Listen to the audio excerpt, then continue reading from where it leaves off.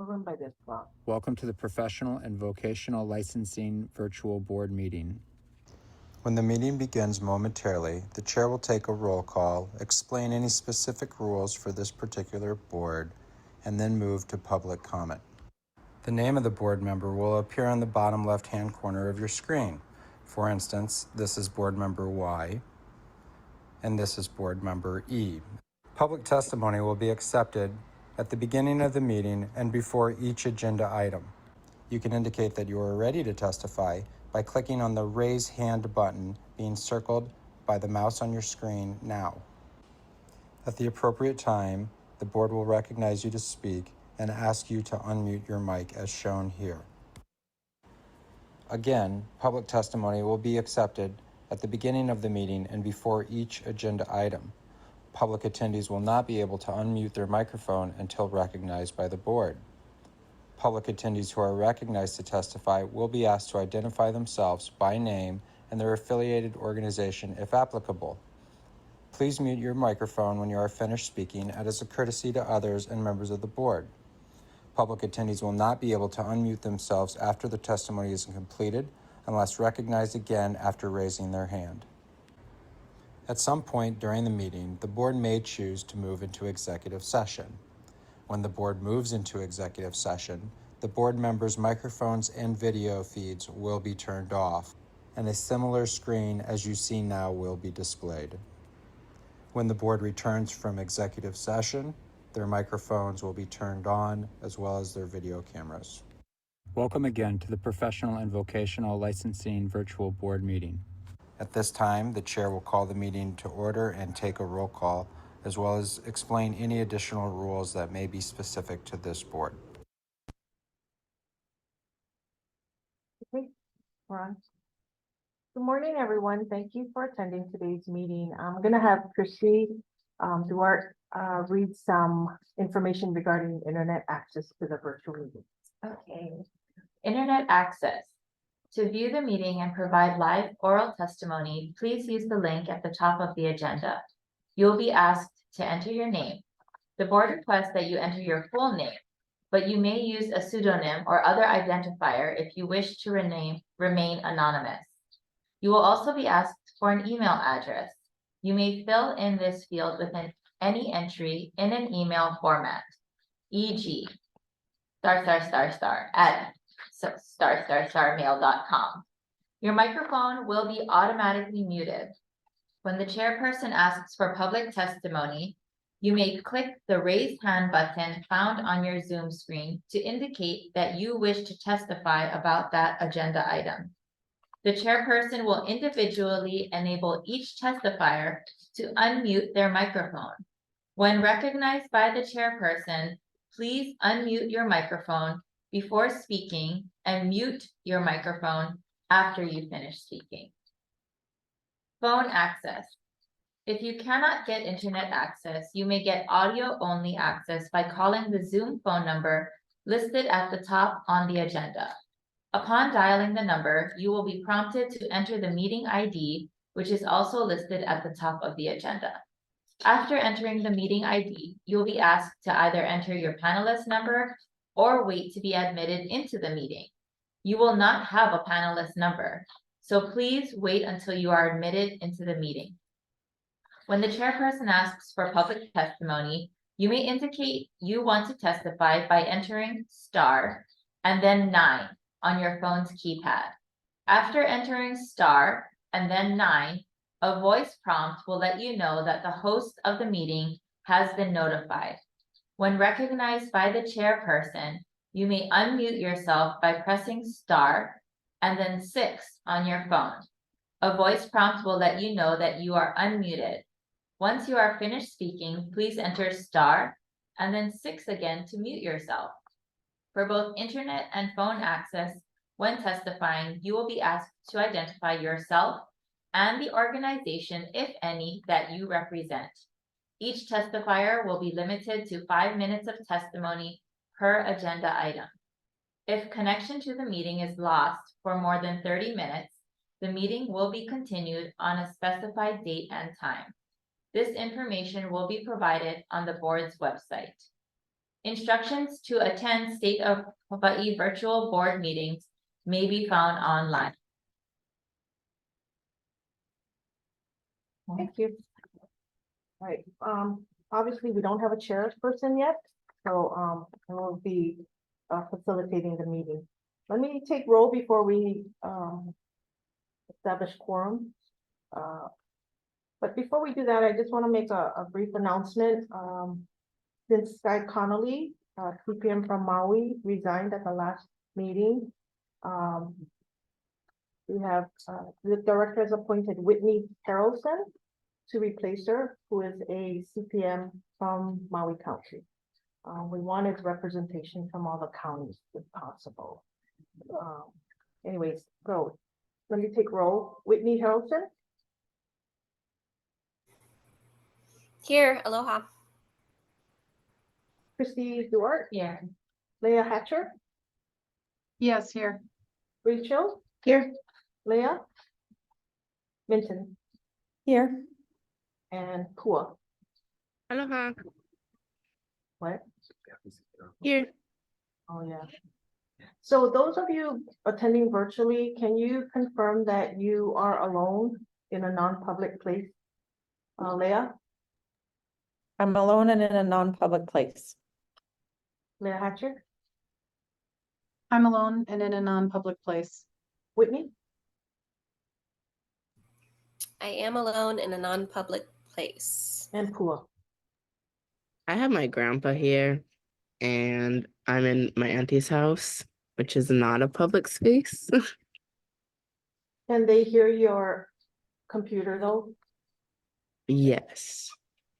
You don't have earbuds, earplugs or whatever you call them, earphones. I will put them on.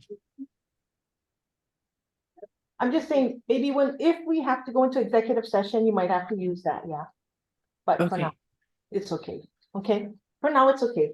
And All right, thank you. So we have. okay, I have my earbuds in now. Grandpa, you can't hear me, right? Yeah. Okay, so we have quorum. Call the meeting to order at 9:11. So first thing on the agenda is your minutes from your October 30th meeting. Are there any corrections, questions, discussions?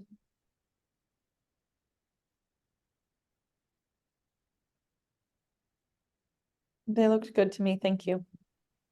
Who said that? Okay, since we're meeting hybrid, in person and virtually, before you speak, can I please ask you to say at least your first name? Yes, So people who may be listening knows who said whatever. Okay, thank you, Leanne. This is Leah. I looked at the minutes and reviewed them and they looked good. Thank you for putting them together. anybody else? Anybody else? Yes, but I think we probably can skip it. Comments? Never mind. Okay, so can I get, I'll entertain a motion to approve the minutes as circulated? Yes, Your name, Rachel. Yes, Christie. second by Christie. Accepted by Pua. Okay, so are there any nays, abstentions, or recusals from the motion to approve the minutes as circulated? Seeing none, virtually and in person, the minutes are approved as circulated. All right. Just to let you guys know, including the people attending, we have this room for 2 hours. Unfortunately, another meeting was scheduled after hours, so we have to get out of here no later than 11. Okay, we have a lot of, well, we have 2 agenda items that may require a lot of discussion. First is the 2024 legislative session. There are a couple of bills on there. I didn't have time to put on the 3rd bill because by the time we filed the agenda, by law, a certain day, that came out after. Okay. The second important thing we need to discuss is the rules. Okay, so I would like to try to respond to as many questions about the rules as possible so we can start moving forward on it. as soon as possible. These are interim rules. They will become effective for 1 year. Not subject to chapter 91. We have to have at least one public hearing, okay?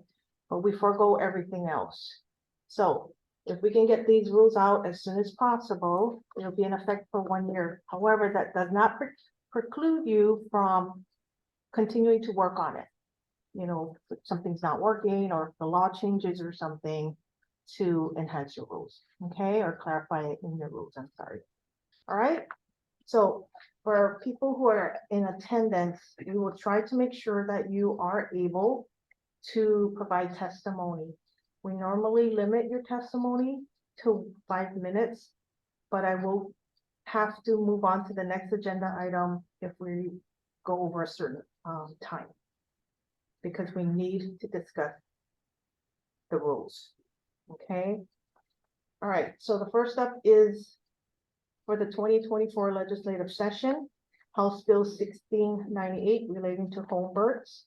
This is a short form bill, so there's really nothing to discuss on this one. Senate Bill 2969 relating to access for reproductive care. This clarifies the state's midwifery law to permit care by extended family, cultural supporters, or others with whom a woman chooses to give birth. Specifies that nothing in the midwifery law shall prohibit or restrict healing practices by traditional healers of any ethnic, cultural, or religious faith or their students. Limit, alter, or adversely impact any religion or ethnic, cultural practices, or prohibit or interfere with a person's right to choose where and with whom the person gives birth. Any discussion? Anybody want to open it up, or I will call on you individually to provide your whatever on this. Christy.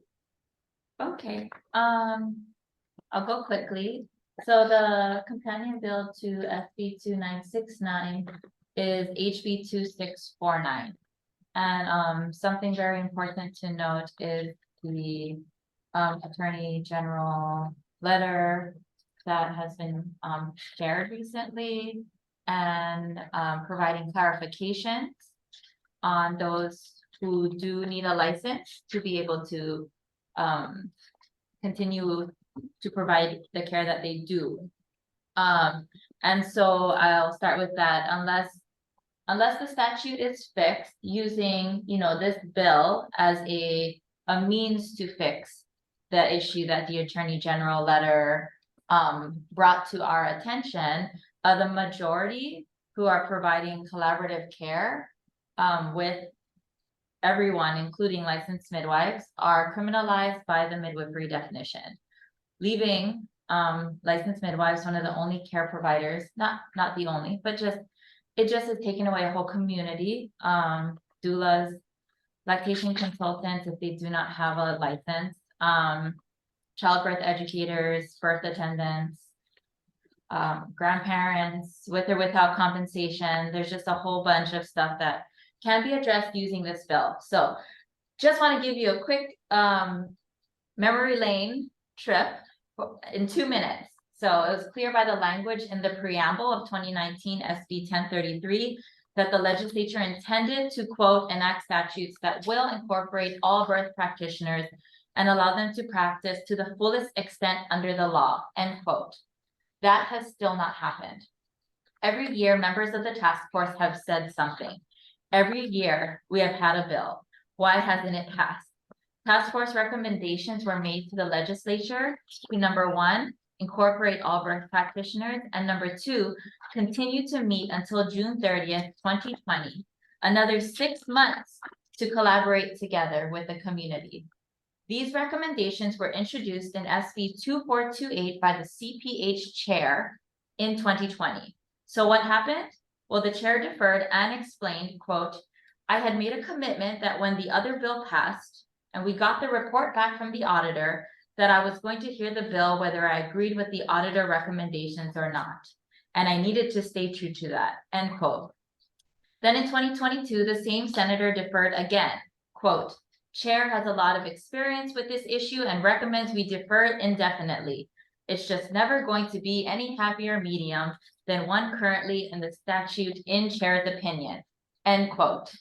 So in closing, even though the former senator may have been unaware at the time of the AG's clarifications on HRS 457J, we, the Midwives Advisory Committee, are all now aware. This is not a happy medium, and we cannot continue to look away from this issue. And my question, just in general, doesn't need to be answered right now, is what can this Midwife Advisory Committee do? And so just want to say I support SB 2969 and HB 2649. And I think that if amendments could be made to it to incorporate birth practitioners, don't have to leave it just as it's printed, you know, amendments can be made. And I just think that would be a positive, safe thing to do for the community. Thank you. Thank you. Rachel. I support that bill being passed to clarify, because there is a lot of misunderstanding around what lactation consultants, childbirth educators, and doulas do and the service they provide to the community.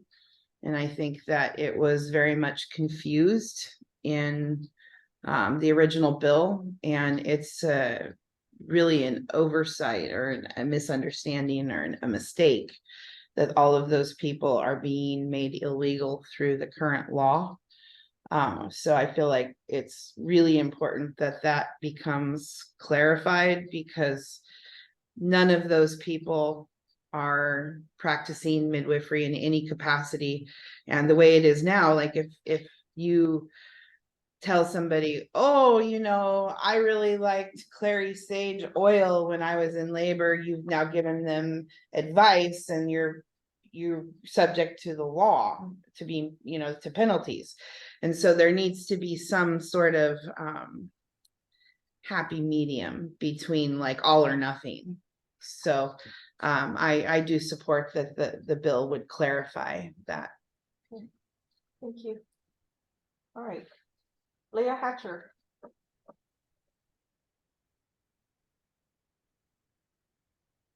I can't hear. Leah, you're muted. I have some questions. Are you going to introduce yourselves in the conference room? I'm sorry. What did you want? Just to know who's in the conference room. Okay, so we have Rachel You know me. and Christy. Yep. Okay. Who's Christy? Yes. Hi, And then- Christy. Hi.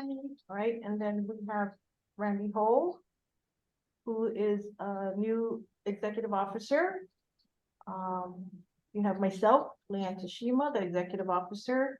You have Alex Pang, also a new executive officer for the midwifery program, and Mark Yoshimura, secretary. Oh, okay, thank you. I couldn't catch all the name to the person to the right of you, Leanne. Randy Ho. Okay. What did you want me to say? I don't want you to say anything. I'm not trying to tell you what to say. Do you have any comments on the bills that are on the agenda? No. Okay. Whitney.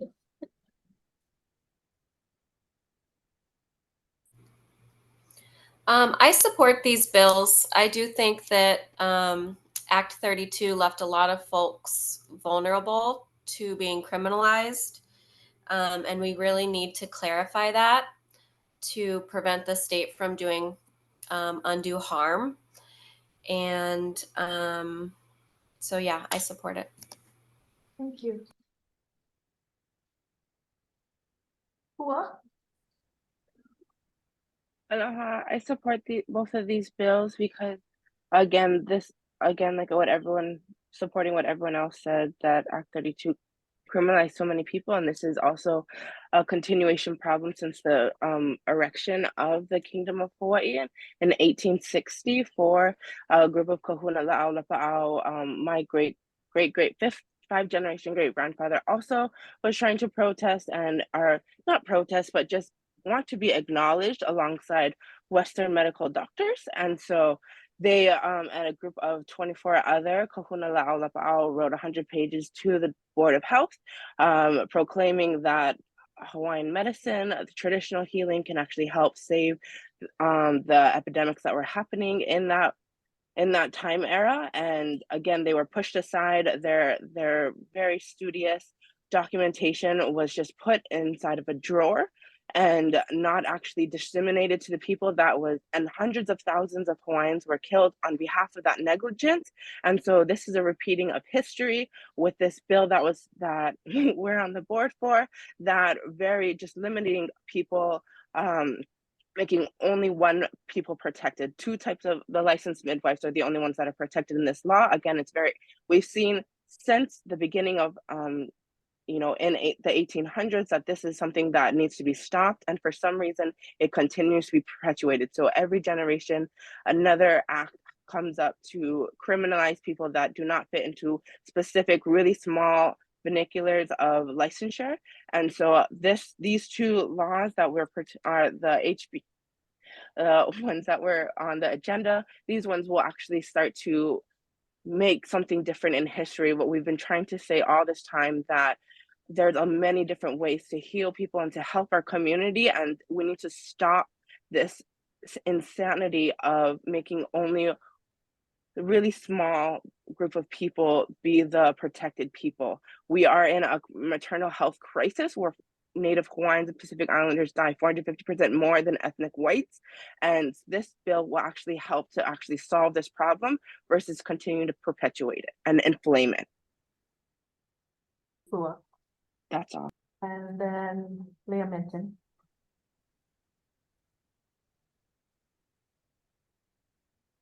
Thank you. This is Leah. I wanted to share that in reading this bill that's been introduced, the HB 2649 and SB 2969, I definitely agree where it speaks that a person's right to choose where to give birth and who they want as their preferred birth attendant, should be protected. And I don't read in the Attorney General's interpretation of HRS 457J that a person's right to choose their birth provider isn't protected, because the law specifically is around regulating the midwife profession. So I wanted to also state that I do have concerns around this bill. The licensing statute, under my understanding, is specifically to regulate a profession that can cause harm to the welfare of the public. And therefore, it's been determined that midwifery as a profession in and of itself has the potential to create harm, and therefore it is being regulated. So I want to be clear that I don't believe that the midwife licensure law is to protect midwives. It's to protect the public through regulation of a profession that is being provided as a choice to the public. And with that said, I also believe that one profession should never regulate another profession. And therefore, I don't agree with adding things in such as doulas, cultural birth workers, and other pregnancy and birth practitioners into the language of the law, because that is not our kuleana to regulate. I do believe that the AG interpretation definitely shares with us that HRS 457J needs to be cleaned up to have more clear definitions, because it is also true, as stated, that it was never the legislators' intent when reading their committee reports and their purpose and findings, nor is it, from my opinion, the midwifery profession's intention to ever regulate doulas and lactation consultants and birth workers. We don't believe that they are midwives nor practicing midwifery. I will share, I personally am not only a midwife, but I am an international board certified lactation consultant, and that is a different training and it's a different scope of practice. And so the unfortunate thing is that the AG's interpretation of this law essentially says that if people do not have a license to practice otherwise within whatever scope they're licensed in, that they would be considered practicing midwifery. I also don't feel that the law criminalizes anybody. It does make clear what activities someone may choose to do for themselves to potentially provide to others would be considered illegal under the law, and that doesn't criminalize a human. So I do hope that we can get clear on our language around the purpose of the midwifery licensure law, which is to regulate the profession of midwives. I do recommend that the director of the DCCA consider looking at how that language can be improved so that it very cleanly is regulating midwifery and not other professions. And I do hear that in the AG interpretation, it looks at the findings and purpose that are not stated in law under HRS 457, but in the legislators' SB 1033 findings and purpose, that there was intention to allow all practitioners to practice to the fullest scope under the law. And I interpret that to mean that if other providers have not created definitions for themselves and accountability and scope of practice, that they're not considered midwives and therefore they're not recognized in this licensure law. So that may be that they are not specifically recognized to practice a profession that's regulated in Hawaii. And that may be additional work that I don't believe sits in the midwifery licensure law because it is not the practice of midwifery. Thank you. Thanks, Leah. Okay, I'm gonna ask if anyone attending the meeting would like to testify on this agenda item or provide comments on this agenda item. Please raise your hand. I'm gonna ask you to be really brief, because if a lot of you want to testify, I'm gonna, I'm gonna give you 5 minutes. But if you start repeating yourself, I'm gonna stop you. Okay, just letting you know ahead of time. Okay. I gotta get this meeting going. All right. So Margaret Reagan, and then followed by, I can't read that. Pacific Birth Collective. Pacific Birth Collectives. Anyone else? And then Mieko, and then, okay, well, why don't we go with Margaret first? Okay. Hi, Margaret. I will be promoting you to panelist.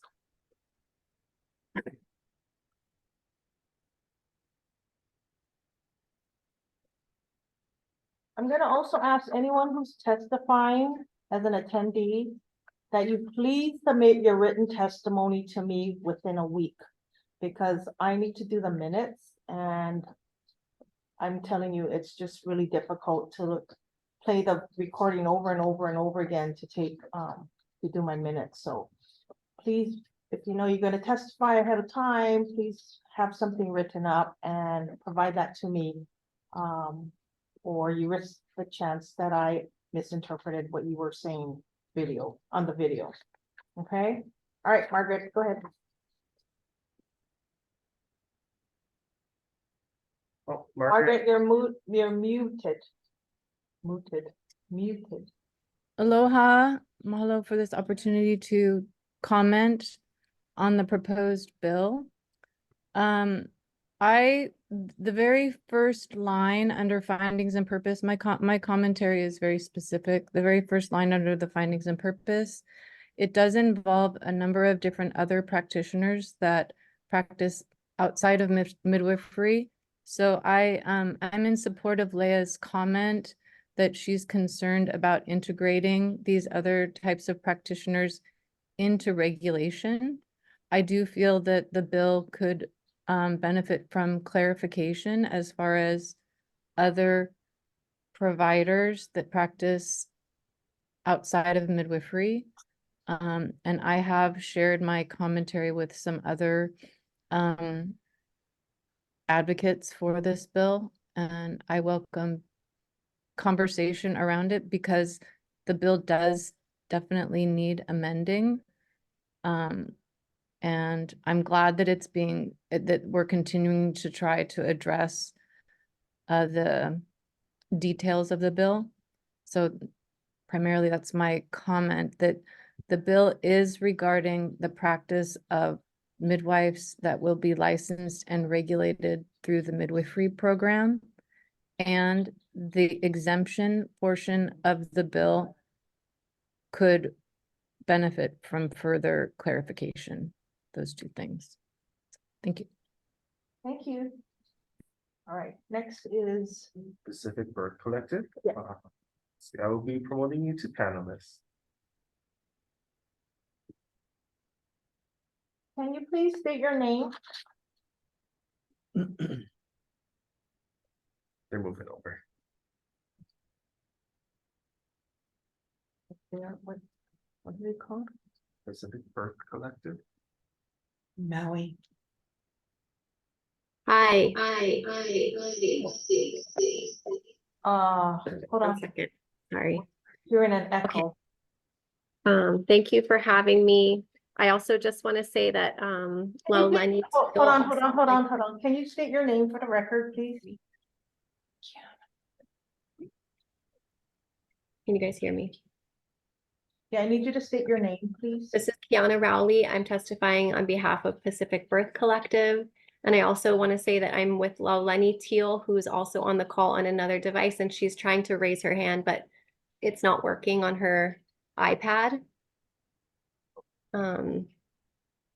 So if she's able to testify after me, that would be great.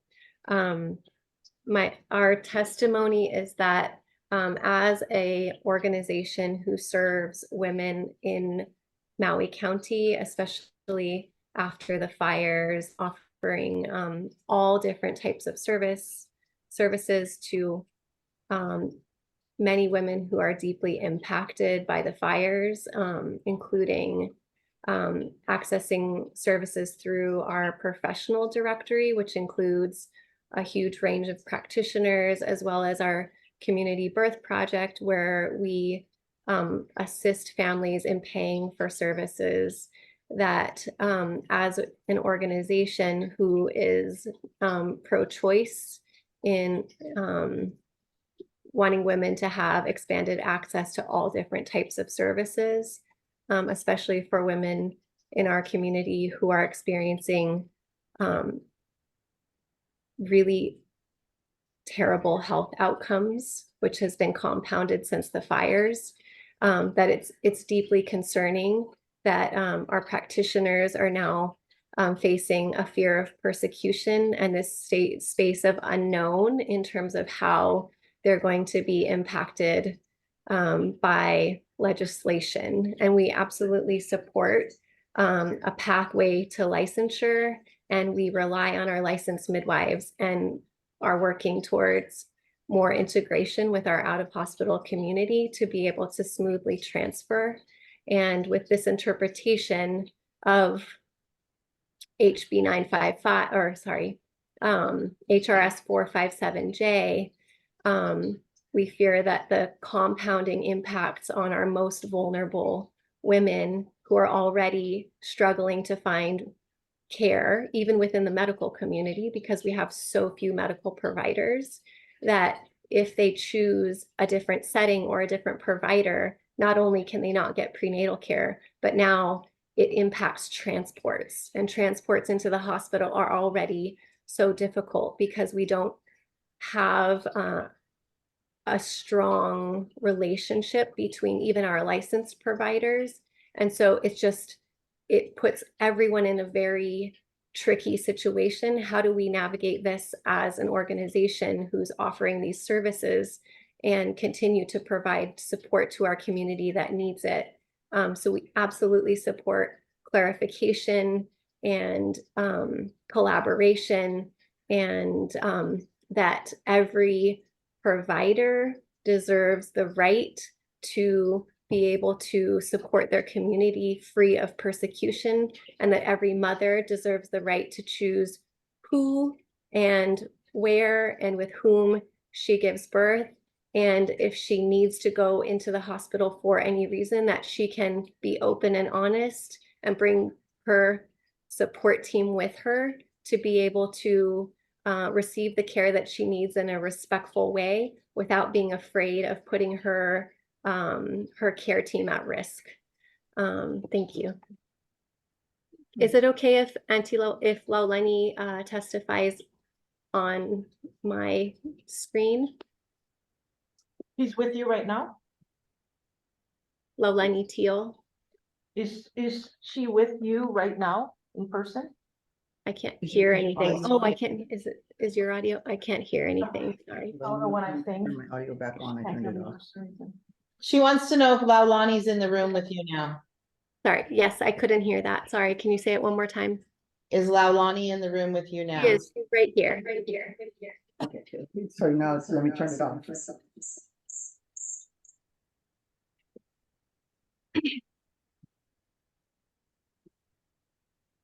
Aloha. Can you hear me okay? Yes, Okay, my name is thank you. Got it.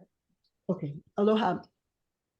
My name is Laulani Teal. I'm from Ho'opae Peace Project. I've been working on this issue and many others surrounding birth work and particularly traditional practices for a long time. And I'm on Maui right now. I have been participating in fire relief efforts since the day that the fires broke out. And I have been here meeting with various folks from the birth community, with licensed midwives, unlicensed traditional practitioners, and various people. And thank you, Kiana, for allowing me to come to your house to use your internet because I wasn't able to connect.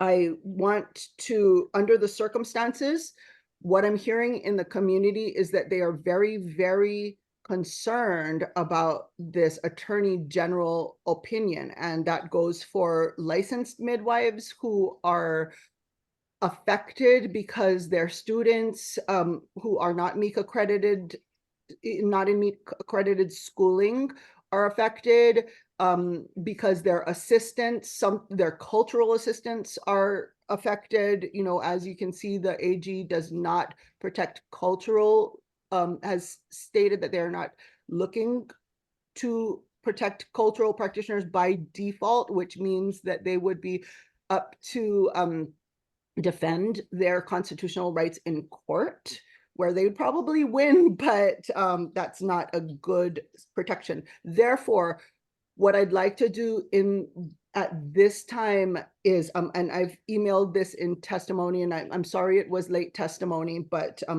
I would like to propose a temporary moratorium while this is figured out. Because you are discussing interim rules, I'd like for one of those interim rules to please be a moratorium on enforcement against practitioners, just until we can figure this out, until we can clarify the law. I know that there are some pretty good, proposals, some pretty good bills that could clarify the law so that we can continue the licensure program effectively for the clinical midwifery and MEC accredited midwifery, and at the same time make sure that all of the other plethora of birthing practitioners, including the traditional cultural practitioners, Kanaka Maoli and otherwise, and all of the others are protected. So that protection is extremely important right now, because what I'm hearing is that doulas are freaking out and basically are not feeling safe to practice. And I really don't want these mothers, especially these on Maui who are affected by the fires, to lose services right now. And that is a danger. So this is the moratorium that I sent, and I'll end with this. Nothing in this, and I've emailed it also, by the way, nothing in this chapter abridges, this is from Act 32, yeah? Nothing in this chapter abridges, limits, or changes in any way the right of parents to deliver their baby where, when, and how, and with whom they choose, regardless of licensure under this chapter. A moratorium on enforcement against any practitioner whose participation in birth work is necessary to uphold this provision. Yeah. Or to ensure safety in any community birth setting, or to perpetuate the practice of traditional Native Hawaiian healing, shall be in effect until permanent rules for this chapter are established. So again, I'm suggesting a temporary moratorium just as a band-aid, so that it gives us a little bit of breathing room to figure all the rest of this out. And respect to all of you on this council. Mahalo for all of your work. It's all valuable. Aloha. Thank you. All right, next person Okay, is. Miyako, I will be promoting you to panelist. Which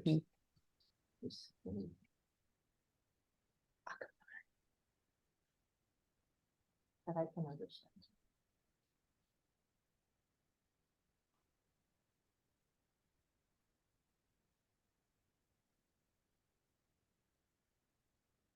Her hair looks great today. Yeah. Okay, anytime, 5 minutes started. Hello, Okay, hello. can you please state your name and if you represent any organization? Yes, aloha. My name's Mieko. Okay, I am an actively practicing midwife, licensed midwife on Kauai. And am very embedded in also Kauai culture. Just want to emphasize I'm going to be talking about Kauai.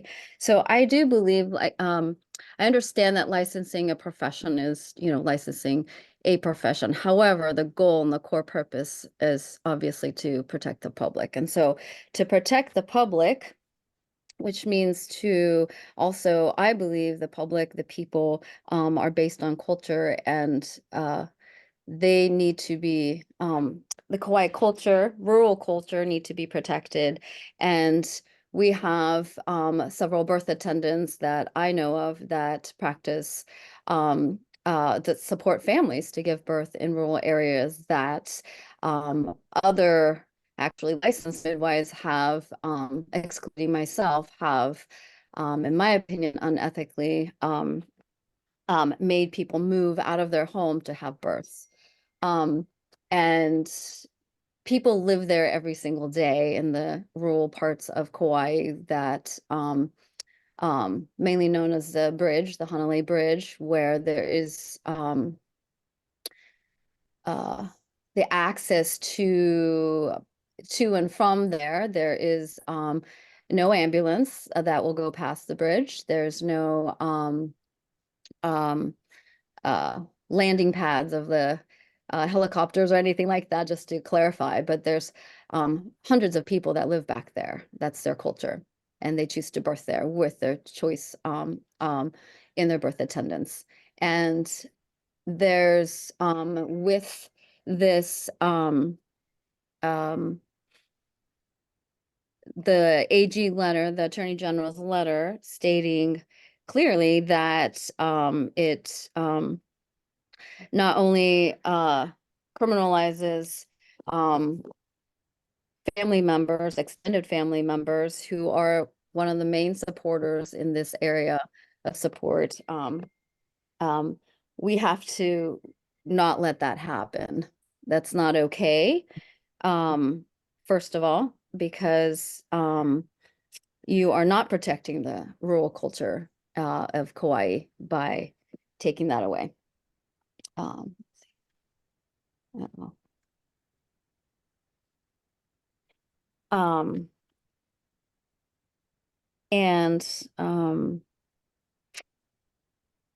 So because those are the current birth attendants that are attending these births, they are the ones that are illegal right now. And so, again, it's unethical to ask for families to move out of their home, not unknown time of, we don't know when they're going to birth. To find housing in Kauai is insane, and it's $3,000 to $4,000 for a studio without a kitchen. And they're already renting in their home. So this is taking away their rights to choose who they want to birth with. And it is its own culture there. And as a community member, it's important to protect that, to support them, instead of trying to, quote, modernize them or change their culture, that to conform to laws or rules put on by cultures that don't understand other cultures. I think that's wrong. And everything is, of course, a matter of interpretation. I'm hearing that quite a bit.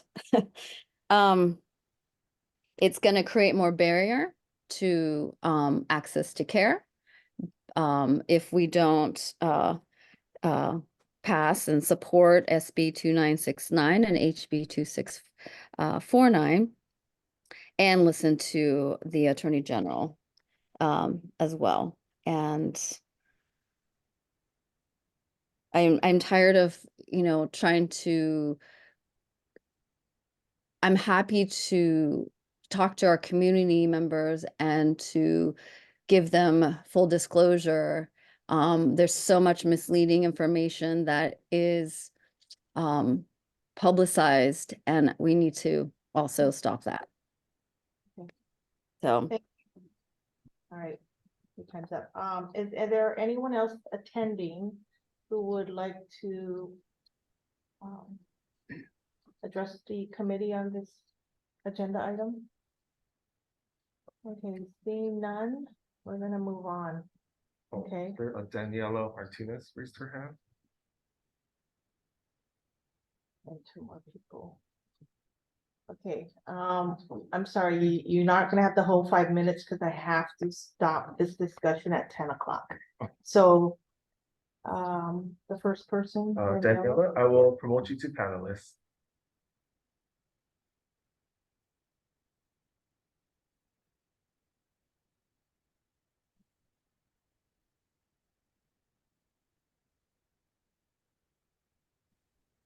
Good morning. My name is Daniela Martinez. Brief comments. I just want to be a voice in support of the bill we're discussing. The significance of it being, we have the Attorney General agreeing with the concerns that anyone who's a community member giving advice during maternity for mothers who is not licensed is vulnerable to criminalization. So that's it. It trumps anyone else's perspective of what they think the law may or may not or should have been or whatever. That seems clear as day. And so we need to just recognize that there's been a mistake in the way the law was written, and we have an opportunity to fix it. So it's not about regulating other professions at all. It's just about clarifying the definition of midwives. I'm a licensed midwife, actively attending home births on Oahu. So I just want my own profession to be very well defined so that no one else who is unlicensed is in danger of being accused of practicing midwifery without a license, even though they're being very careful of not doing that, because it's clear if you're not a midwife, you're not a midwife, right? But again, the AG has made it clear that the law is too general. The definition of a midwife is too general right now. My last note is simply that as a licensed midwife on Oahu, this affects my ability to collaborate with community members. And it's for my sake, but for the family's sake, the mothers that are receiving care, giving birth. We don't have a lot of midwives. We don't have a lot of options on any of the islands. And this law, as it stands, really restricts options for the moms and makes it more dangerous for them. So the current bill helps address these issues. Thank you for your time.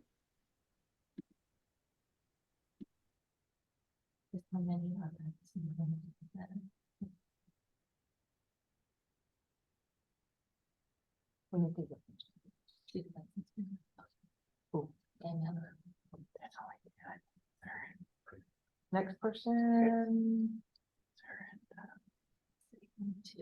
There's only 2 licensed midwives on call. Is Daniela still there? Yep, she is. Hey, Daniela, can I ask? One of the board members, I'm sorry, committee members has a question for you. Okay. Okay. Hi, Daniela. How many, oh, my name is Christy Duarte.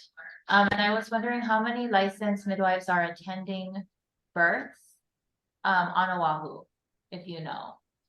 My understanding at the moment, there's 4 of us who are licensed and actively attending births. Okay. Here's Yay. Thank you. The next person. Okay, Zoom user. Aloha mai kako. My name is Ki'ina Neokalanika Ho'ohanohano. I reside in Maui. I am a cultural practitioner first and foremost, and also attend births for over 20 years here with a beautiful record of beautiful outcomes, serving underprivileged and mostly BIPOC communities, my Native Hawaiian community, returning our ea to our birthing process, remembering who we are, and treating birth as ceremony, which it is in our perspective in all the ways. This law has made me stop practicing, stop serving my community. And it's not okay. I see already the disparities rising, even in the people that I've served prior that had beautiful outcomes in the past who are now turning to the hospital. And there's no explanation for what I've seen, honestly. Anyways, I just want to say that I'm directly affected, and I appreciate any of the action to put into motion these bills that have so beautifully been put together. Mahalo. Thank you, Ki. All right, I want to say I also received a email testimony from Penelope McKenzie. She's saying, thank you. I speak as a student, IDCLC within the Pathway 3 model of certification. There is no license for lactation professionals in Hawaii, only international and independent certification at various degrees of proficiency. I'm writing in great concern for the recent Attorney General statement in regards to clarifying the scope and practice of midwifery. The generalization of a collaborative maternal health care providers has been lumped up into the midwifery definition. This has been our concern all along about the criminalization of birth workers, given the gray area language in HRS 457J and Act 32. I ask that you investigate the dangerous and discriminatory issues that affect all birth professionals as clearly stated by the Attorney General's statement and language of Act 32 as it currently stands. Please support House Bill 2649 and Senate Bill 2969 as the clarity of definition must be addressed and include all birth professionals to legally practice within their scope. Okay. For the record, anyone else wishing to testify? One thing, and that's okay. You got 2 minutes. Sure. Okay, can you please? So I just wanted to, Please sit there and introduce yourself and if you're affiliated with any organization. my name is Anthony Dotson. I'm a licensed midwife practicing here on Oahu. And I just wanted to briefly state the definition of criminalize, which is to turn an activity into a criminal offense by making it illegal, or turn someone into a criminal by making their activities illegal. These punitive measures would further criminalize, these punitive measures would further criminalize somebody for their way of life. So just wanted to make it very clear that, you know, some people believe that this is not actually criminalizing, and in fact, by the definition of what it means to criminalize, that is exactly what would be happening with these measures. And I just want to echo again that literally people are the ones who go to jail, not ideas or someone's opinions. So even with these laws standing as it is, the law standing as it is, the individuals will be can be punished for their activities. And also I want to echo Daniela as well, working here on Oahu and working with the community members and recognizing that this does limit a lot of our abilities to interact with our community members and have the support that we need so that we're practicing safely as we're doing home deliveries. We need to have people that are feeling comfortable attending births with us and not worried about being criminalized. So I'm just gonna leave that. Thank you. Can you do me a favor and email me? Yeah. Within a week, so I can finish my notes. Because I would like to thank everyone for their input and information. You want me to step out? Hello? I'm in a midwives meeting. Oh, Harry, mute yourself. Okay. Anyways, I will be consolidating all the comments and then providing it to our director if he has any questions. Okay, thank you so much for that. All right, it's 10 o'clock on the dot. We will now start our discussion regarding the rules. Just to let you know, pursuant to Act 32, we are allowed to do interim rules that will forego basically the procedures in Chapter 91 and 201M. If you get a chance to look that up. So you have to have at least one public hearing. Basically, what can happen is once the rules are approved, a draft, it can go into effect for 1 year. Okay, that's the rule. Yeah, this is Sherry. I'm sorry, I have to step out to speak with the AG for a second. Okay. Thank you. So you have the rules will be in effect for 1 year. In the meantime, that doesn't preclude you from working on editing the rules or adding or deleting based on legislation, whatever, okay? But so I have to emphasize that, you know, we are receiving a lot of information, a lot of requests for prescriptive authority or to change this or to change that. Unless you see it that you have that authority in Chapter 457J, you can't just include something in your rules. For example, if it doesn't give you quote prescriptive authority in 457J in the law, you can't create that prescriptive authority in your rules. Okay, the rules are used to clarify your law, but you cannot create new scopes of practice. Even though it's really general, right, in your law, you can further clarify it in your rules, but you cannot create anything new that you don't have, especially whether you call it furnishing, whether you call it prescriptive authority, it's the same thing. Okay, so I just want to put that out there because we have to really watch your discussion. I need to get something to move on for this draft today. Okay, so those who did respond is Christy and Rachel. So I'm going to ask them to present their questions or whatever recommendations they have first. Christy, you can go first. Okay, all right, so we'll start at page 2, looking at midwife assistant. I just had some questions about the midwife assistant.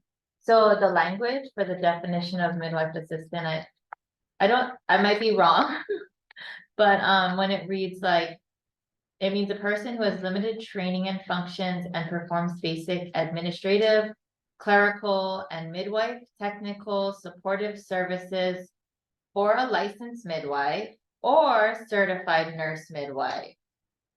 Licensed as an advanced practice registered nurse under, so is, I'm just reading it, does it imply Excuse accident? me, can you clarify where you're reading from? I'd like to be able to follow along. The midwife assistant definition. I know, which document, Draft number 2. The which, work draft. so I was on page 2, so which number 2 are you talking about? Every page is numbered 1 to 21 or so on. I'm just asking where I can find what you're reading. So it starts with definitions on page 1. Do you see the definitions heading?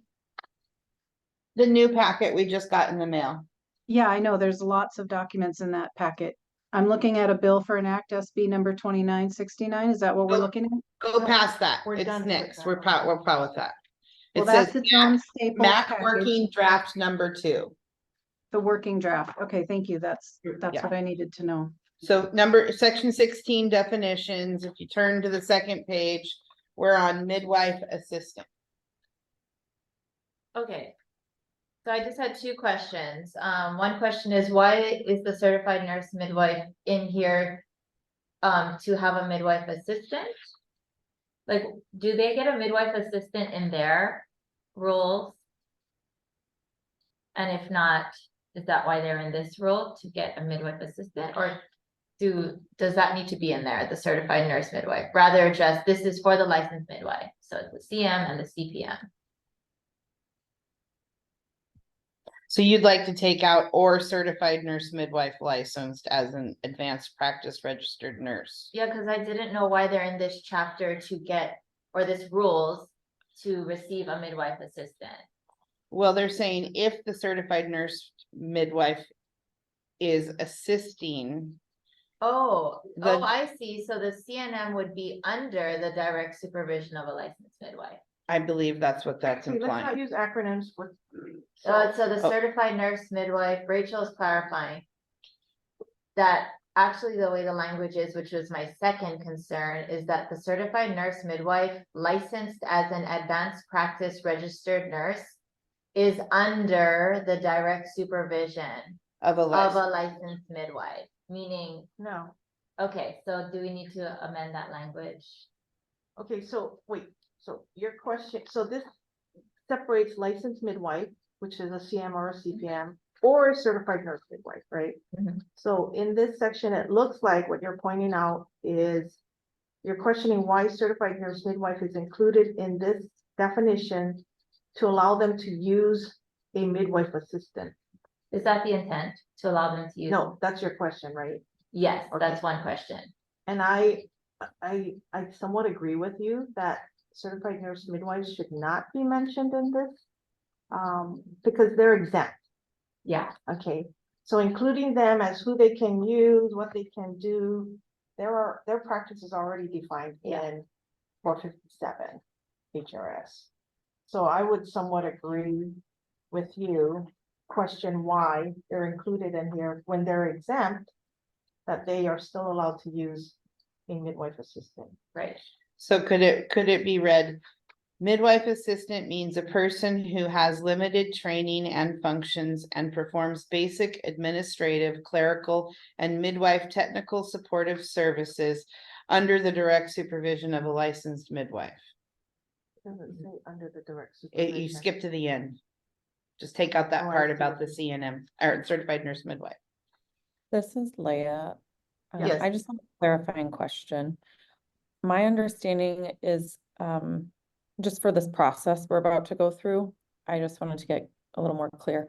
My understanding is Leanne said that she would have Christy and Rachel share first.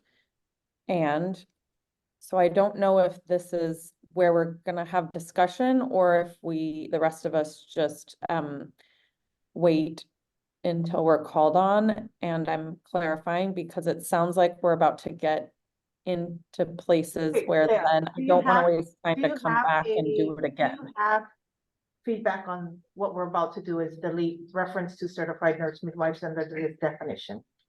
I think the entire definition of midwife assistant should be deleted.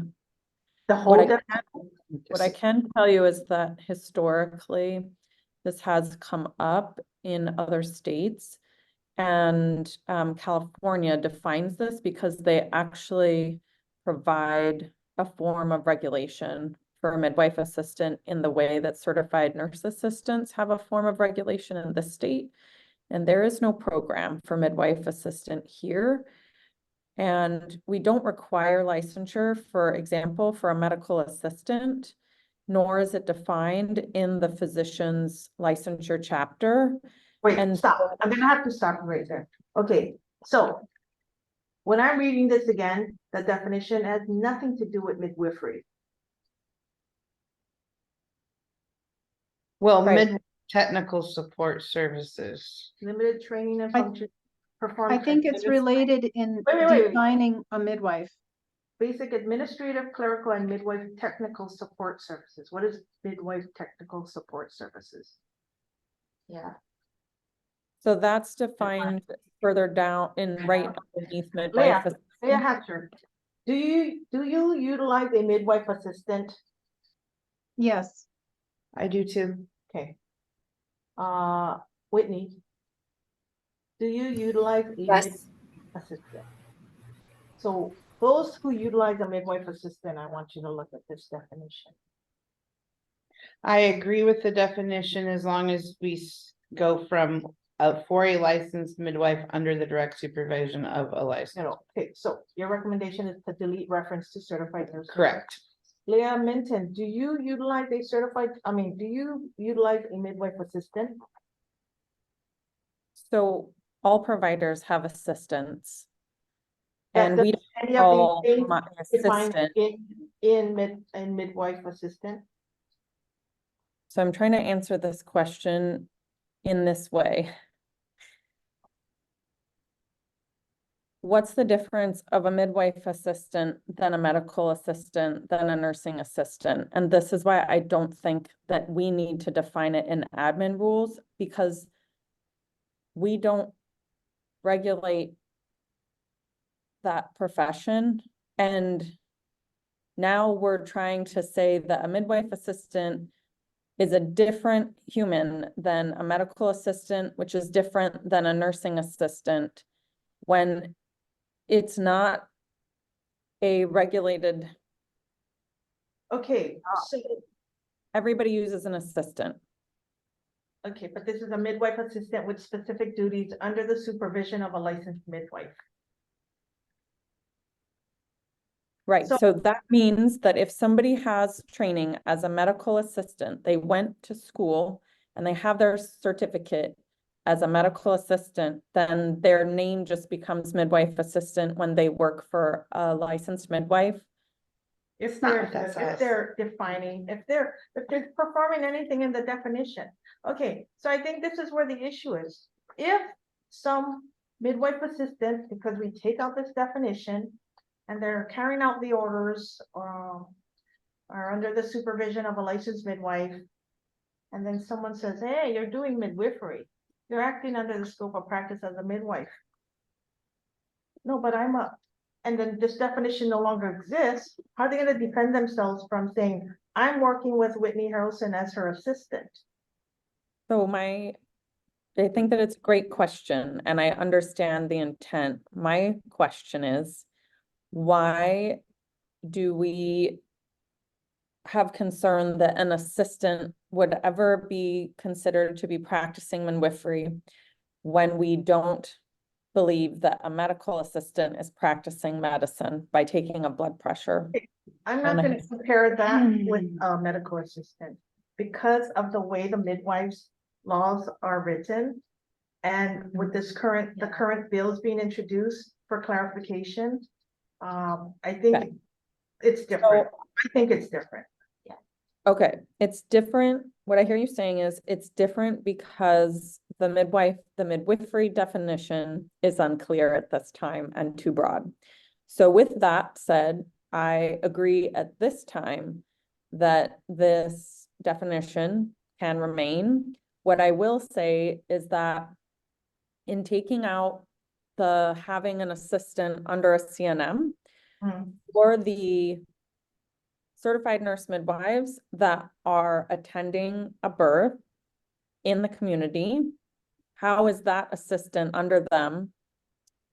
A, not a midwife assistant, and B, to your concern, not now practicing midwifery without a license, if you take out the CNM. Because you're, as a CNM, you are, quote, your scope of practice is already defined in 457. I understand my scope of Chapter practices, 89. but we're talking about the assistant. So are you saying that by being the assistant to a CNM practicing in the community, that it therefore automatically changes that person's title to a nurse assistant, and therefore I'm saying that you Are guys you? are exempt from the midwife licensure law. So I why understand are we are. you saying that I should be included to who I use as an assistant? You're exempt. Unless you're licensed as a midwife, you're exempt from this law. So my Correct. So question is, why I'm are CNMs mentioned in this definition? Well, I'm exempt, but the person working for me, then you're saying because I'm exempt, then the person working under me would not be able to be determined to be practicing midwifery? They're, to me, I'm not making an interpretation of this, but to Okay. me, they're practicing under you as a certified nurse midwife, as an Mhm. APRN, Yeah. not a licensed midwife. Yeah. Not subject to this section, these rules. Okay. Does Leah, Okay, stop. okay, Okay, all right, that's, we spent a whole 15 minutes on just one question. Yeah. We gotta move on. I I'm only gonna have a couple. I'm gonna take out. Okay. certified midwife. Okay. Okay, next. Okay, what is not requiring professional judgment in midwife technical supportive services? Is that just like a basic term? Means simple routine medical tests and procedures not requiring professional judgment. Can I speak to that? Am I allowed to do that? That would be like fetal heart tones, assessing if like a baby is going into fetal distress. That's the technical part. So you who can, determines that? the Is it midwife licensed determines midwife? that, yeah. So they're not determining, like they can take the blood pressure, but they're not determining whether or not the patient or the client needs to be transferred to the hospital Okay, because their blood pressure so real is too high. quick, are the other licensed midwives okay with that definition of midwife technical supportive services? Whitney and Leah? Yeah. Okay, yeah, I just had a quick question. Okay, moving on. I just wanted to point out on the next page where proof of, at the top, proof of successful completion of a formal midwifery education and training, B. I wanted to point out that our law allows, you know, the PEP pathway from other states who have gotten licenses through it to at least apply here for a license. And I just wanted to make a note, it would be great if we could acknowledge and recognize our own PEP pathways here who cannot get a license to have that type of recognition. Moving on. Wait, so what is it that you want? I did nothing, I just wanted to put it on the statement. Well, the before or after January 1st, 2020, but we can't change that because that's part of the. And I know we sport by can't, yeah, we subject. can't change anything if it's not changed in the statute, so Yeah. no changes needed. Next page, scope of practice down to 6 and 7. What are the authorizing appropriate regulatory and other legal documents? Like who determines that? And right here. Maintaining accurate records and authorizing appropriate regulatory and other legal documents. Where are you? Section 16, scope of practice as a licensed midwife, disclosures, requirements on numbers. 6 and 6 well, and 6 and 7, I was just wondering. What are these regulatory and legal documents that they are required to maintain? And then the next question is the informed consent. Is that a standardized form coming from this? In Or the state DCCA? specified informed consent for the midwives, So that's and what you have to put in there. Is that consent form from the state or? No, each midwife makes their own informed consent document, but there are in the, Yes, requirements. yeah, there's I see in it. 457J, it specifies what the informed Okay, consent so should what say. is the appropriate regulatory and other legal documents that they are required to initiate and maintain? I believe that would be like patient records. I'm sorry. Okay, so going back to authorize appropriate regulatory and other legal documents. That is a general. Just term. general, okay. I don't know if we can list specifically. Okay, that's fine. I believe that's in the nursing one too. It's like verbatim. It's kind of one of those that's like a copy. And then 7, providing informed consent and adherence with the licensee's professional requirements as required by section 671-3. I don't I know looked that up, okay. who 671-3. It was just basically this informed consent. Law or what is it? Yeah, law. By who? It looked like medical, but I'll look it up. Because right now our informed consent is required to have your method of training, your, basically your practice guidelines, like what. Isn't that only for exemptions? I believe that we're all required. I give an informed consent to every person that I touch. Certified professional midwives are directed to provide informed consent. Yes. And truthfully, all healthcare providers also should. It looks Correct. like what this is referencing is that the definition of informed consent exists within HRS 671-3. So it seems that is what the reference is to, because that's where the definition of informed consent is. Okay. Thank you. But it's standard. We all do it, or should anyway. Okay. So that's percentage 6. But I don't see it in here. Where is it in your 457, where does it say you guys are required to get an informed consent under 457J? It doesn't. Okay. Thank you. I didn't think it- Okay, but NARM requires us to get No, informed consent. That's norm, but it's. Yeah, not I in get here. Okay, and then to the next page, 14D. It's similar. I'm wondering about the Board of Medicine. Can you read it? Yes, it says, it's pretty long, so any person practicing as a licensed midwife shall provide disclosure of specific information in writing to any client to whom midwifery care is provided. Such disclosure shall include 1, a description of the midwife's qualifications, experience, and training, 2, a written protocol for medical emergencies, including hospital transport, particularly to each client, 3, a description of the midwife's model of care, 4, a copy of the regulations governing the practice of midwifery, 5, a statement concerning the licensed midwife's malpractice or liability insurance coverage, 6, a description of the right to file a complaint with the Board of Medicine and the procedures for filing such complaint, and 7, such other information as the Board of Medicine determines is appropriate to allow the client to make an informed choice to select midwifery care.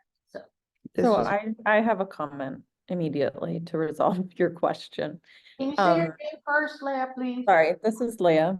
So Leanne had stated that this was taken from the Virginia midwife regulations, and they're regulated by the Board of Medicine. Yeah. So I just had, and I realized that Christy had put comments in draft 2, and that said like additional circulation or something, but I had put comments in the other one and I didn't realize that.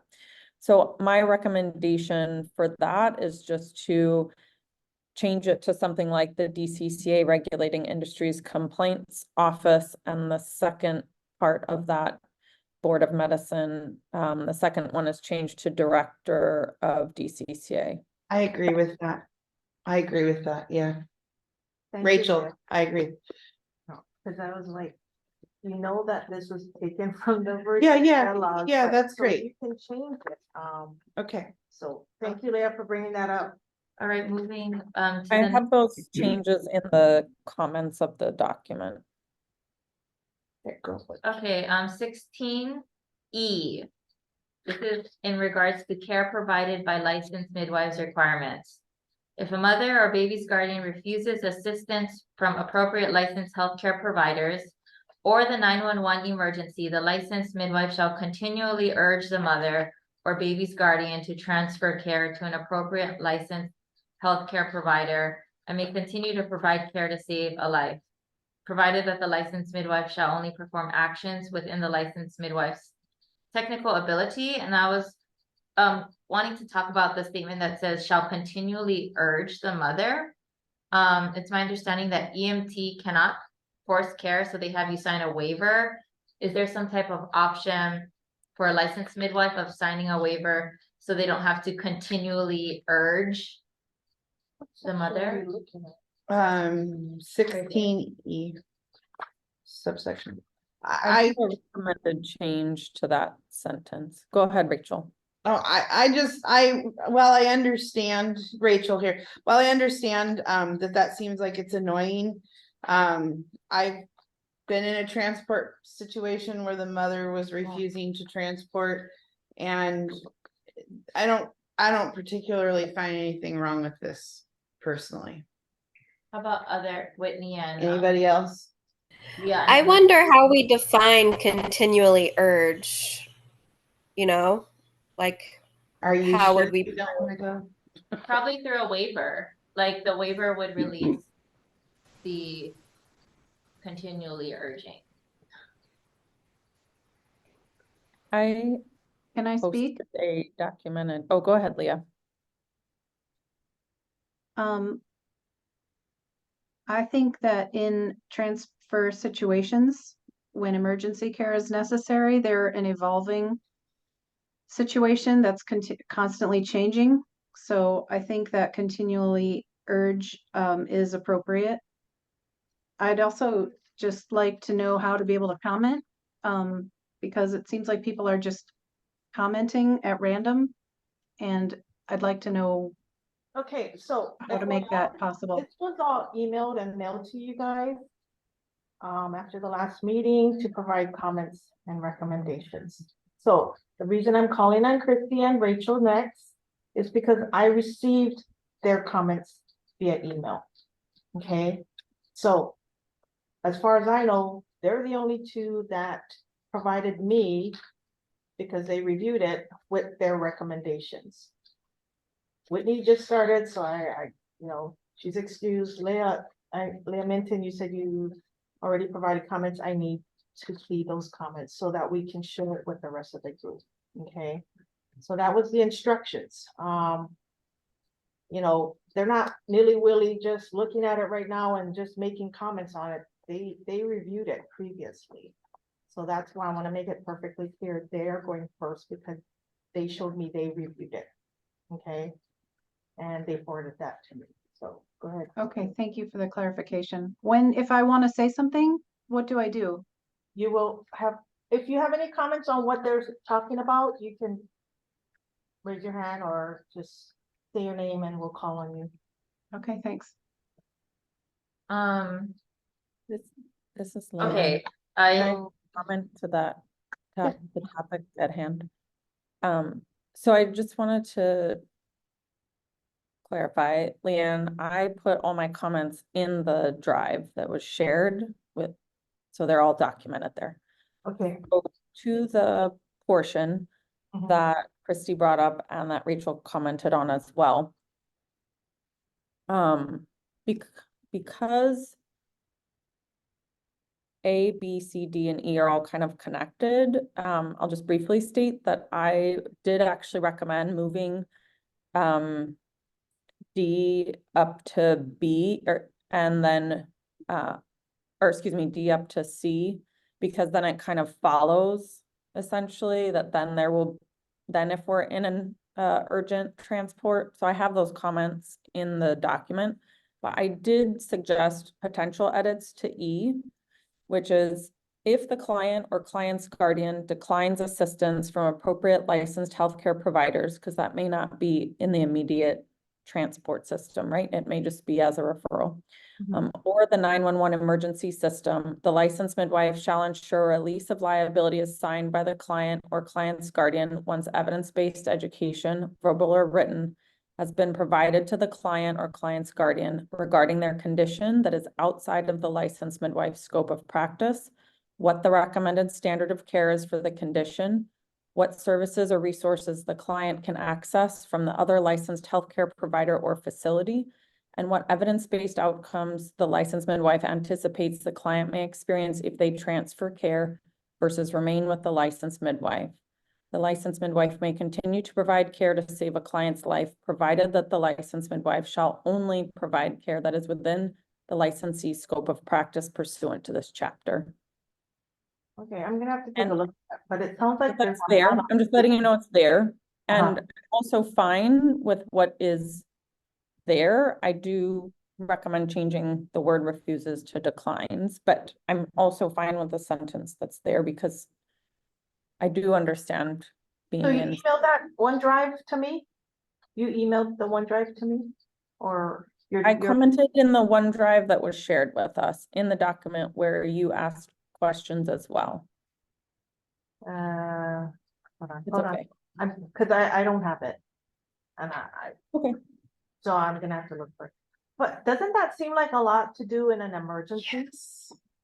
Well, the sentence isn't only in an emergency in the way that it's written, and I'm also fine with using the word continually urge when we're talking about an emergency. I do think that you can actually state very quickly essentially what an issue is, right?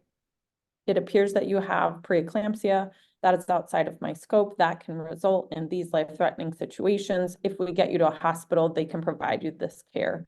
That is why I recommend we go now. I mean, that's informed consent, essentially. Okay. Well, I really need to see your written recommendation. May I speak? Oh, yeah. All right. Okay, I think that using declines instead of refuses is absolutely fine. I have no question in that. I think that trying to get a written document signed by somebody in an emergency is not really not realistic. Although it would be ideal, I think it's not realistic. I do think that in an emergency, we are telling them, hey, your blood pressure is skyrocketing, you have symptoms of preeclampsia, we need to go. But I may not have time to like write that in a document while I'm trying to manage care at the moment. So I just think that having a written document's a lot, but I definitely don't think it matters if you say declines or refuses for sure. But I don't have a problem with E. Maybe either just way. an or, so the midwife can choose, I can continually urge them. Or as the client, like if it was me, I would like to have the option to at least sign something, or there might be other clients that don't. And that means that the midwife would continually urge. Just at the least midwife's just gonna like- have to stop in an emergent situation and write something down for them to sign. Is more what I'm thinking. It's not always like when you're in an emergency, it's not like you're like, hang on, let me write this down for you to Okay, sign. right, okay, That's all. all right. Okay. We're not gonna. Yeah, no, we Can are. I say something? This is Leah Hatcher. Go ahead. It would seem that, of course, there's not time to be writing out a document in an emergency transport, but according to the informed consent and disclosure guidelines, it's already written in ahead of time about the description of the midwife's qualifications, experience, and training, written protocol for medical emergencies, including hospital transport, particular to each client. It's already covered. Where, In the informed consent. where, And disclosure. where? Do you know what chapter or what part of the bill that's in? Yeah, this is on the previous page, under D. Any person practicing under 14. D, any person practicing as a licensed midwife shall provide disclosure of specific information in writing to any client to whom midwifery care is provided. So basically, when a midwife's practice guidelines are explained, clients agree to that. And then when a situation is beyond a midwife's practice guidelines, that has been already discussed prior, so that people know exactly where midwives draw their line in what they provide, in how they provide care, or what they can continue to manage. This is and what they Leah. I can't. agree. It's on page, I think it's on your page 5, if you're looking for the page. Mine doesn't have a Right page above number. Scope of practice as a certified midwife. It's right above that. It's right, it's the 14D that's right above scope of practice as a certified midwife. So it's for all licensed midwives. It's in that scope of practice section of the admin rules. Correct, I see that. Where the Board of Medicine thing was. Yeah, same paragraph as that, taken from, Leah was trying to explain that this was taken from the Virginia law, that's why medical was in there. Okay, Correct. so what did you want in there? I'm sorry. That's where it talks about the informed Oh, okay. consent. It's referring to it as disclosure in that paragraph. Correct, but that's essentially the same document, different name. yeah. And I was just stating that the way the current sentence is written in E is that we're all assuming that it's only about an emergency, but it actually isn't specifically written only for that. So I also agree we don't necessarily create a new document in an emergency. And at the same time, the way the sentence is written, that may not be in an emergent situation where you're actually, according to B, referring the client to an appropriate healthcare provider. That could just be during intrapartum or postpartum care. Or not intrapartum, well, even in intrapartum, but not emergency, but also antepartum. So I'm just saying that obviously we need to spend more time on that. And I think we're all I believe what I hear is that we're all pretty much in agreement around what is being said. And it's just clarifying the language a little more. Yep. Agreed. Okay, thank you. All right, No, I only had a few, but I wanna give Rachel some time, maybe. go. I'm quick. You first, you send it to me first, you get that privilege, go ahead. Okay, all right, moving on. Next page, so after that page we just talked about. Unprofessional conduct. 5D, failing to take appropriate action in safeguarding a client from incompetent healthcare practices. I just didn't know if it's the responsibility of the midwife to try to police other healthcare like practices or choices they might be making. It's not about someone else, it's about that midwife failing to safeguard the client, basically. Okay, that's It's general not language. to- I think this is exactly verbatim what's in the nursing. Okay, Thing. regardless, I that's mean- what that, Okay. you're that not sounds good. regulating another professional or another individual, this is your. If you fail to safeguard your own clients, you're doing it. Got it, thank you. Last page and last comment. Who is at the top properly notifying appropriate personnel? So who is the appropriate personnel? Let's see what it says. I'll read it real fast. Part of the unprofessional conduct is leaving a midwifery assignment or abandoning a client without properly notifying appropriate personnel. So who is that and what is the proper way to discharge a client from care? And is this done pre-labor or in labor? This is Leah. I would say, number one, just a reminder that it's licensing midwives. It's not regulating the birth environment. And so it depends what the circumstance is. So if, for example, you are, since you asked about in labor, if you're in labor and the midwife, the licensed midwife just leaves and does not transfer that client into another care provider's care that's appropriate, that would be unprofessional conduct. And that would be without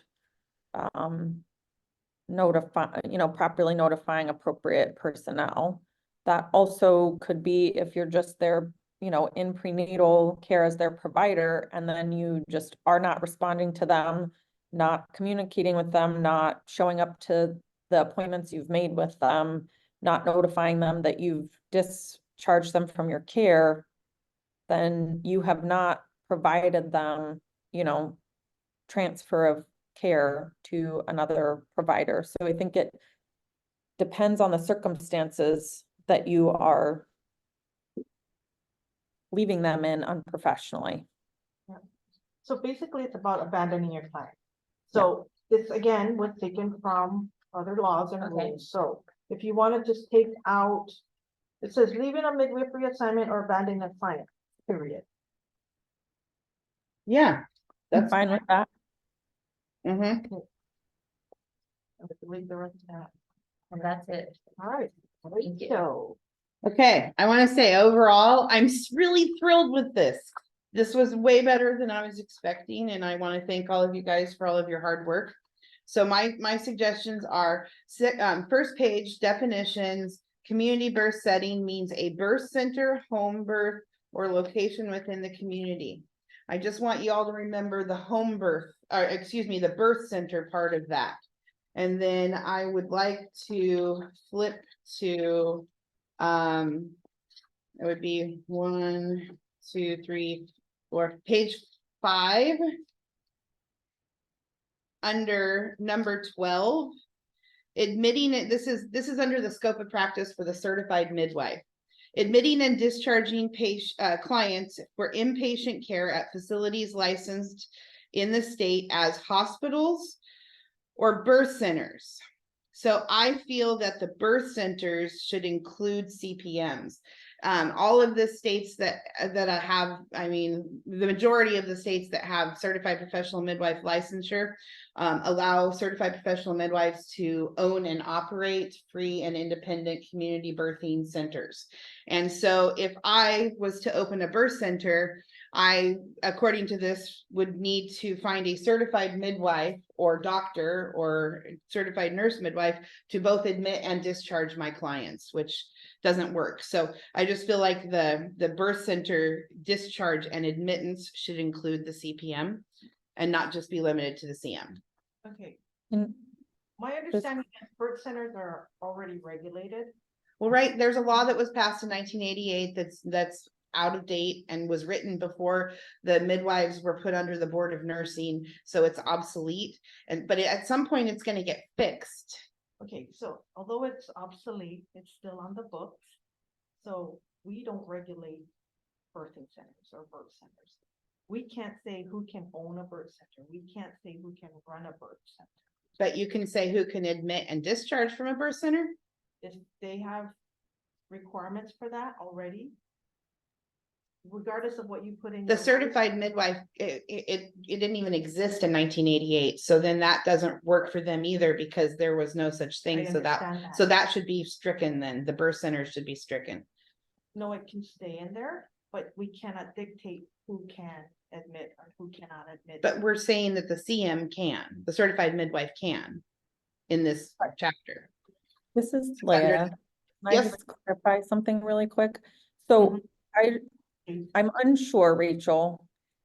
And I'm thinking that perhaps the way you're reading what's written here, are you talking about certified midwives because the hospital portion says that it only applies to CMs? Is that the concern? Well, this is specifically under the scope. Typically under the scope of practice of a licensed midwife, and that means both CMs and CPMs. So the way that the sentence is written is that any licensed midwife can admit and discharge clients for inpatient care at facilities licensed in the state as birth centers. So it is not excluding a licensed midwife whose certification is a CPM. And I agree that the birth center admin rules could use updates, but it's not actually excluding any licensed midwife from being able to carry out their scope of practice, because the definition in the birth center admin rules is midwife means a person licensed by the state of Hawaii as a midwife, which both CMs and CPMs are licensed as midwives, so they meet the definition in those admin rules. I Okay, don't see an issue. okay. So can I ask a question? This is Leanne. So under that same section, Mhm. should we reference to as certified midwives for the hospitals? Well, certified midwives are clearly the only ones that have the ability to admit and discharge from a hospital. So This is, it says hospitals provided that the subparagraph shall only, this subparagraph, which is A and B, because this shall only apply to licensed midwives practicing as certified midwives. so you're saying only a certified midwife, a CM, can admit and discharge clients for inpatient care at facilities? For a hospital, but not for a freestanding birth center. Correct. Who said that? This is Leah. Okay. Sorry, correct. And so the way I'm reading this, because it says admitting and discharging clients for inpatient care at facilities licensed in the state as hospitals, provided that this sub-paragraph shall only apply to licensed midwives practicing as certified midwives and birth centers, Yep. which is still in that sub-paragraph. So I read that as it No. means Uh-uh. certified. So you're saying that includes CPMs and, or certified professional midwives Yep. and, okay, great. Okay, so that was my A is- first. A is A, doesn't apply to B. Okay, perfect. Right. All As right, long as that's clear, yeah, as long as it is what it's intended to be, Yes. then there's no issues. okay, all right. And then my other one is under subsection 16, care provided by licensed midwife requirements. Again, this might be minor, but it says licensed midwives shall continually assess the appropriateness of the planned location of birth and shall refer to the American College of Nurse Midwives Clinical Bulletin, Midwifery Provisions of Home Birth Services, November 2015. That is ACNM authority only applies to the certified professional midwife. It does, I mean, certified midwife. The American College of Nurse Midwives does not have authority over the certified professional midwife. And so I feel like putting us in the category of recognizing their clinical bulletin and any subsequent document could create an issue. Because So how do you want to reword this? licensed certified midwives Yeah. shall continually assess the appropriateness of plan. I mean, honestly, I don't have a problem with continually assessing the appropriateness of a planned location for the birth. We already do that, but we should not be required to refer to the American College of Nurse Midwives Clinical Bulletin or any succeeding document for. Working off the draft two. I don't see, because in the draft two, scope of practice for CPM and CM were separated. So this one you're talking about This- doesn't have that. This is where it's further down than that. It's under the scope of practice as a certified professional midwife. It's the following section where it says care on page, the bottom of page 6, where it says care provided by licensed midwives requirements. So it says 16, scope of practice as a certified midwife. And then it says yellow, practice as a certified midwife means. And then the next paragraph is care provided by licensed midwife requirements. Okay. And so there they reference the American College of Nurse Midwives Clinical Bulletin or succeeding document. And I believe that doesn't apply to the certified professional midwife. That the American College of Nurse Midwives Clinical Bulletin should only apply to the certified midwife because they don't have authority. Okay, I got that. Yeah. So where do you want it stricken from there and put somewhere else or what?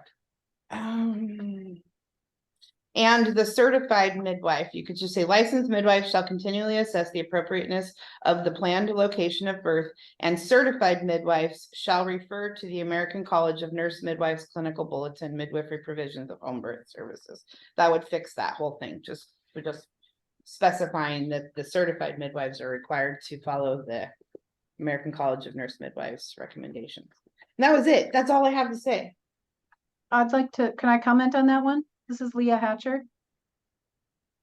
Go ahead. Is there a document for CPMs then for licensed midwives that will define the appropriateness of the planned location of birth? Because I'd Oh. like to, that should be included then for the licensed midwives.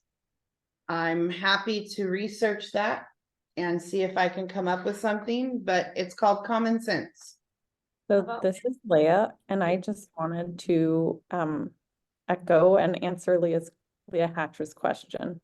The answer is the document does not exist, and that is why for every other state that regulates licensed certified professional midwives, they have admin rules that are exquisitely detailed in order to define what is considered a low risk pregnancy, what is appropriate for birth settings, what a CPM can attend, and when they are required to transfer.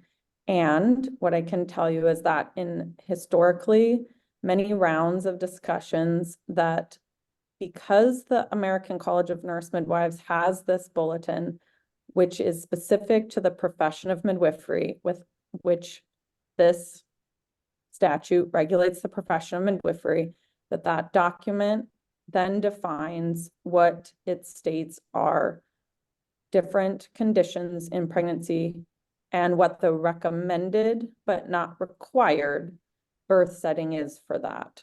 And so without having to then create admin rules that will individually list every single condition and go through the agreements on every single point of those, that document could be utilized in order to address that issue. And I would last like to say that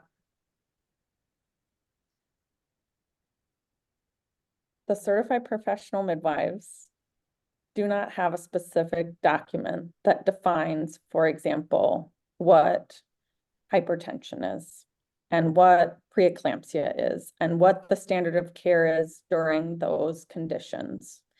That's not what that entity defines. And so I just want to share that in health, as an example, in healthcare, there are many other organizations that we look to as professionals as the standard of care.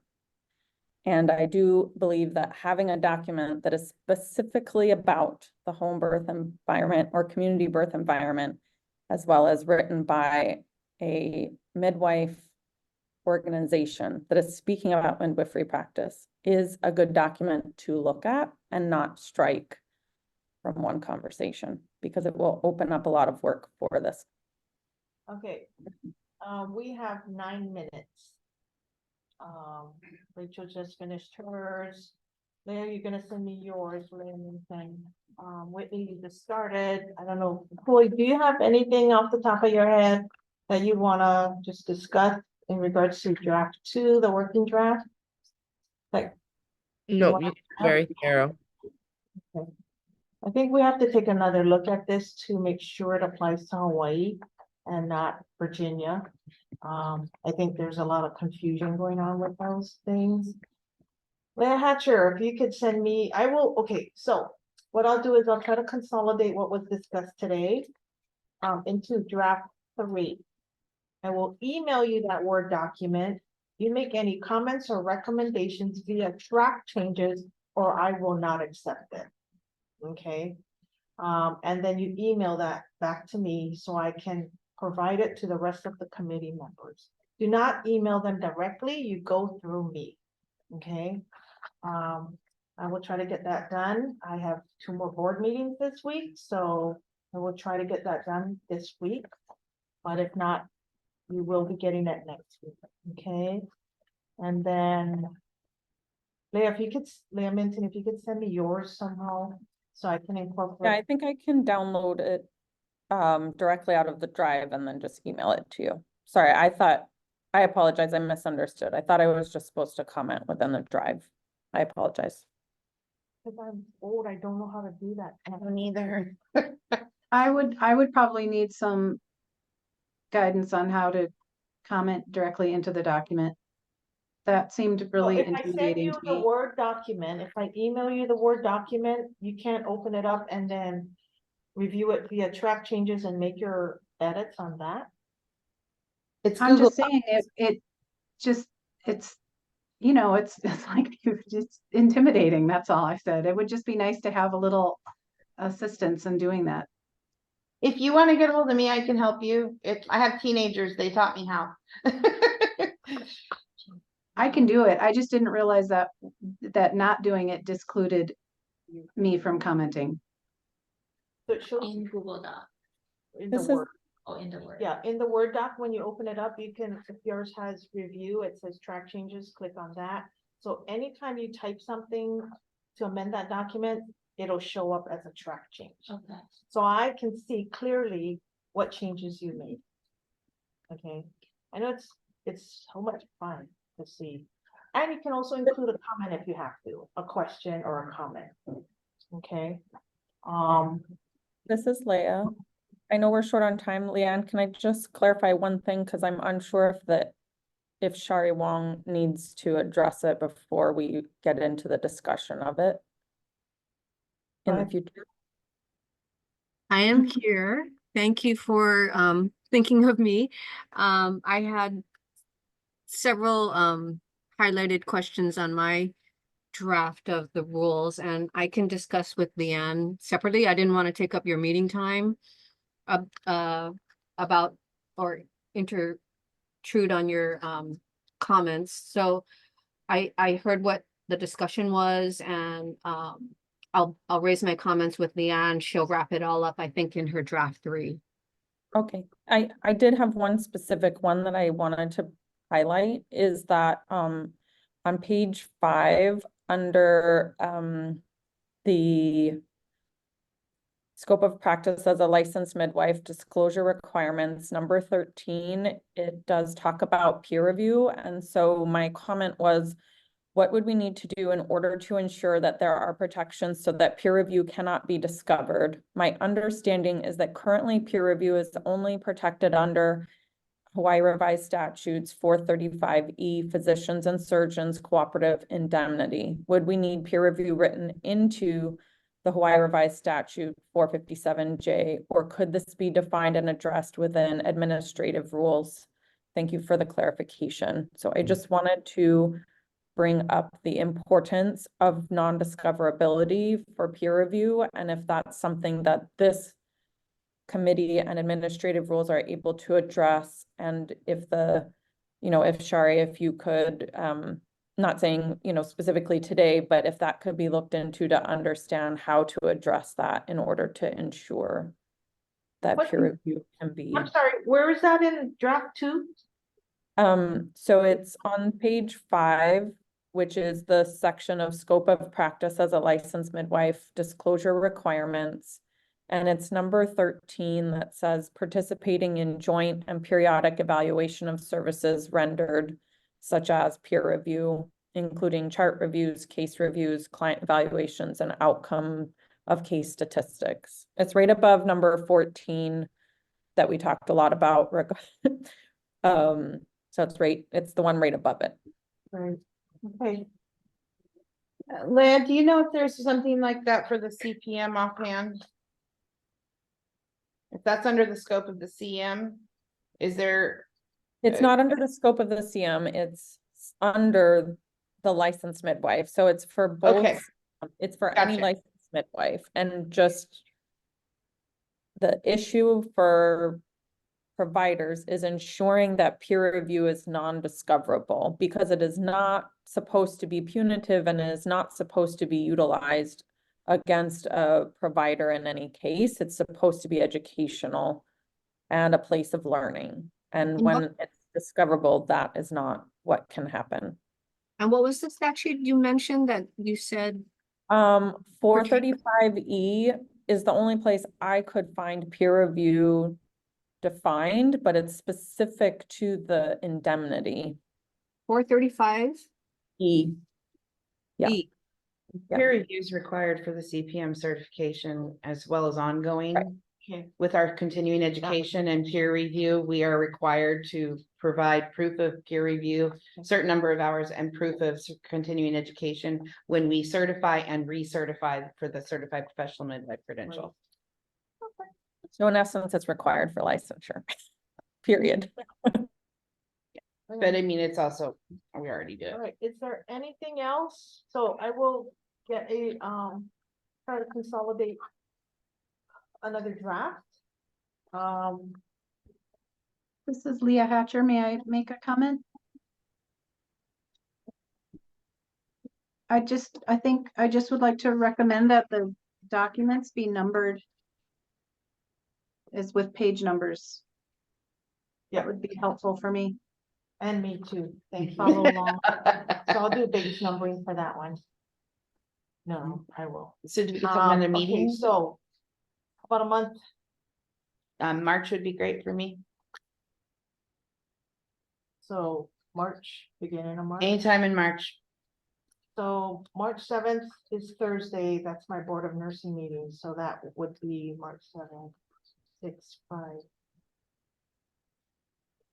Remember, it's 29 days. No, March 7th is my Board of Nursing meeting. Okay. I'm not saying exactly 30 Fourth days. for Monday, Yeah. that would be March fourth. Can you guys check your schedule if March 4th is, you're available? We'll have to find a room though. Because your meetings aren't scheduled ahead of time. So I'm March okay with that. 4th, same time, same place. Oh, well, I don't know about the place, but yeah. Works for me. Okay.